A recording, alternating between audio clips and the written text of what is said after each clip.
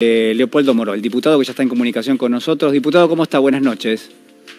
¿Qué tal? Buenas noches, ¿cómo andan ustedes? Bueno, muy bien, muchísimas gracias por este contacto. Estoy tentado de hablar de economía, pero me voy a ir al otro lado, ¿no? Algo que es mucho más grave, que ha pasado en los últimos, bueno, en realidad ha avanzado la investigación en los últimos días, y es el contrabando agravado de armas a Bolivia, ¿no? En el día de la fecha, el gobierno ha ampliado su denuncia.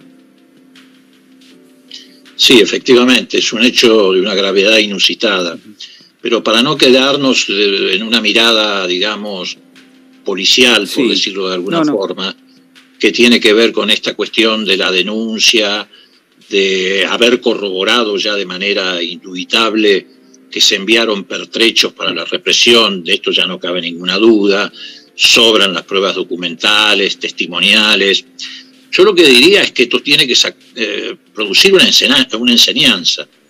Y no es solamente el bochorno que significa para los argentinos, más allá de que esta responsabilidad fue del gobierno de Macri, el hecho de que nos hayan envuelto en una participación vergonzante en un golpe de Estado.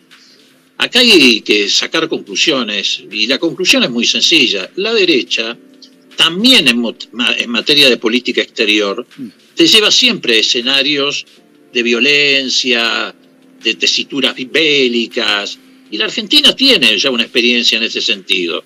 Un gobierno de ultraderecha, como fue la dictadura, casi nos mete en una guerra con Chile. Un gobierno de derecha liberal en la década del 90 contrabandeó armas a Ecuador cuando había una guerra entre Ecuador y Perú, que además dañó las relaciones con Perú, que había tenido una actitud absolutamente solidaria con Argentina en la controversia de Malvinas. También en esa década del 90 ese gobierno de derecha liberal instaló en el Golfo Pérsico, cuando la invasión norteamericana, una fragata misilística, y esto trajo consecuencias en nuestro propio territorio a través de las represalias que se tomaron. Y bueno, hay que contraponerlo con lo que son los gobiernos nacionales, populares, democráticos, que trabajan en otro sentido, garantizan la paz, la estabilidad regional. Alfonsín llevó adelante un plebiscito para terminar con el conflicto con Chile, después se plantó frente a Reagan en la Casa de Gobierno para impedir la invasión que pretendían alentar desde la Casa Blanca de los Contra en Nicaragua, que hubiera significado una tragedia para toda América Central. Es decir, Cristina siendo presidenta con Bachelet, evitaron una guerra civil en Bolivia cuando se sublevaron gobernadores autonomistas como el de Tarija. Néstor Kirchner se fue a la selva de Colombia a negociar la entrega de rehenes de la FARC, y ya como secretario de la UNASUR en el 2010, antes de morir, logró que se dieran la mano Chávez y Santos para evitar una guerra entre Venezuela y Colombia. Ellos son eso y nosotros somos lo que somos. Nosotros somos la paz, la integración, y ellos son la intervención, la guerra, la violencia física, militar, y eso hay que tenerlo muy presente. Es decir, usted establece o hace un común denominador en función no de los actores a lo largo del tiempo, sino más bien de las recetas de que yo hablaba más temprano, de las políticas que se llevan adelante, y usted dice, bueno, es una especie de libreto permanente que se pone en juego. Absolutamente. ¿Por qué? Porque cuando Alfonsín impulsa el Mercosur, que es el primer paso hacia la integración regional, a eso le sigue después con Néstor y con Cristina la UNASUR y la CELAC, que incluye a los países del Caribe y América Latina. Y deja fuera a Estados Unidos. ¿Por qué dejan afuera a Estados Unidos?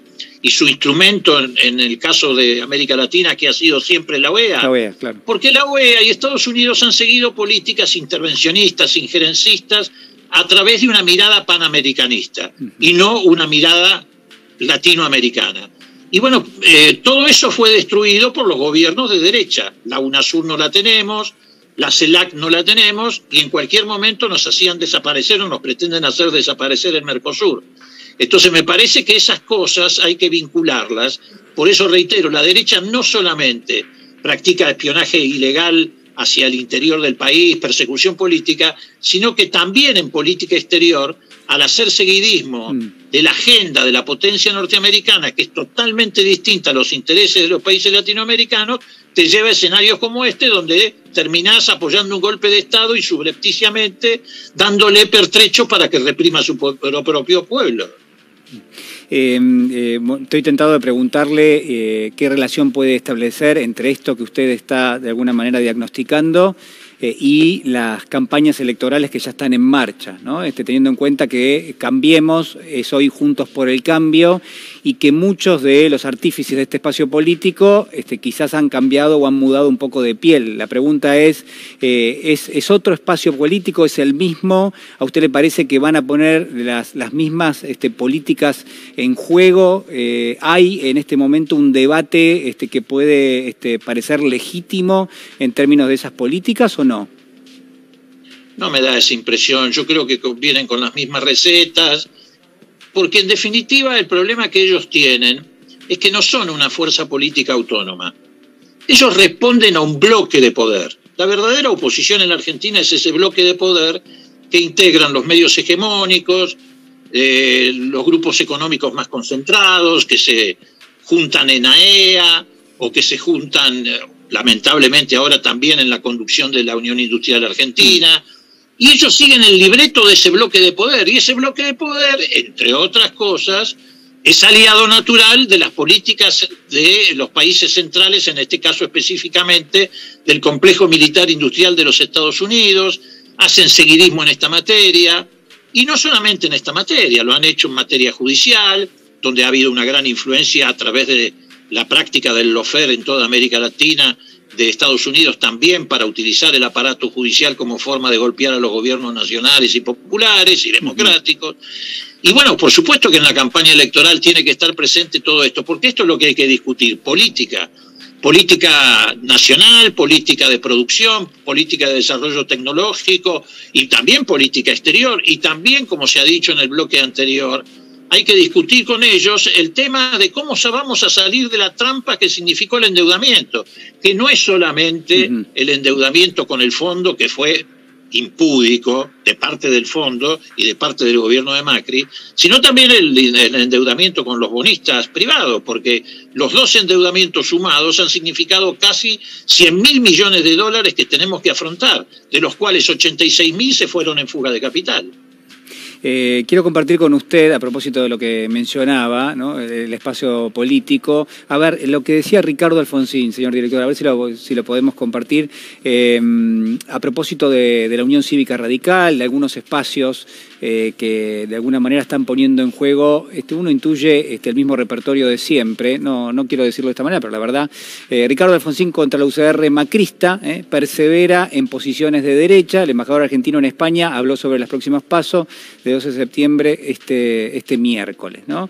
Y a ver si podemos poner lo que dijo el exgobernador Cornejo también, así ya que estamos, tenemos un pantallazo general de quienes están mirando a la UCR. Alfredo Cornejo: el verdadero valor de Manes es que no estuvo ni en la gestión de Macri ni en la de Vidal. Hay cuestiones que son increíbles realmente, ¿no? Esta, por ejemplo, ¿no? Una definición de que un atributo es justamente no haber estado en un gobierno que la verdad que en términos generales tuvo bastantes mala praxis, dándoles el beneficio de la duda, ¿no? ¿Qué piensa de esto, Moró?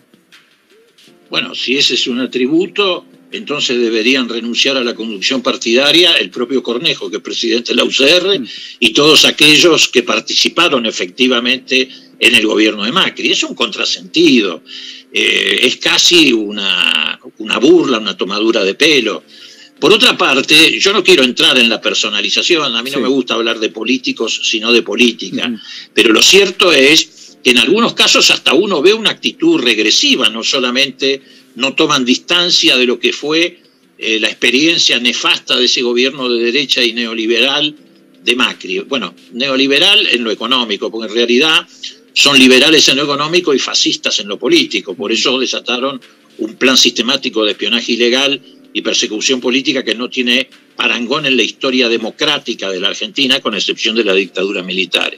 Pero digo, hay hasta cierta regresión, porque si vos analizás las propuestas económicas de Tetaz, que aparece como el candidato radical en la lista de Cambiemos, y yo te diría que están incluso más hacia la derecha de lo que expresaron los propios economistas del gobierno de Macri. Bueno, recién, a propósito de lo que usted está diciendo, recién compartíamos en el informe, y creo que fue el propio Tetaz el que decía, bueno, quizás nos equivocamos, tendríamos que haber recortado más, ¿no? Más halcones y menos palomas en el gobierno del expresidente Macri. Sí, claro, además eso va a ser así en la campaña, Julián. ¿Por qué? Porque van a competir con Milei y con Espert a ver quién se queda con ese electorado. Y entonces van a agudizar aún más todavía las posiciones de derecha, no solamente en materia económica en particular, sino también desde el punto de vista institucional. Eso va a ser lo que va a ocurrir, sobre todo en las PASO. Para no encimarse en los votos, van a tratar de competir entre sí. También tiene el mismo sentido la lista de López Murphy, que si vos la analizás, es como si fuera una lista hecha con los locos del Capitolio, digamos, ¿no? Es una lista increíble. Me hace gracia lo que dice. Yo tenía una reflexión con respecto a eso, que es, en la medida en que uno hable de candidatos y no de políticas, evidentemente, o ese espacio busca que no haya debate, o en todo caso le cuesta reconocer lo que ha hecho con las políticas que ha aplicado, ¿no? Digo, en la medida en que uno focalice en un candidato y no en las políticas, estamos ante un problema. Pero por supuesto. Bueno, por eso ellos tratan de, con maniobras de marketing, etcétera, o pretenden que se borre de la memoria el pasado inmediato en la sociedad. Y la verdad que eso es imposible. La gente sabe, por ejemplo, que, bueno, en esta etapa de la pandemia, es cierto, se han cerrado muchas pymes, sobre todo comercios, pero sabe que es por la pandemia, sabe que es por el coronavirus. Y sabe que durante los 4 años de Macri se cerraron muchas más pymes, pero por las políticas de Macri. Y la gente sabe diferenciar perfectamente una cosa de la otra, del mismo modo que diferencia la lucha que nosotros estamos librando desde el gobierno contra la pandemia respecto a la lucha que ellos libran contra el gobierno a favor de la pandemia, porque en definitiva se terminó planteando en esos términos. Diputado, le agradezco muchísimo el contacto esta noche con nosotros. Gracias a ustedes, que les vaya muy bien. Que esté muy bien. Bueno, ahí estaba el diputado Leopoldo Monó. Muy interesante lo que mencionaba.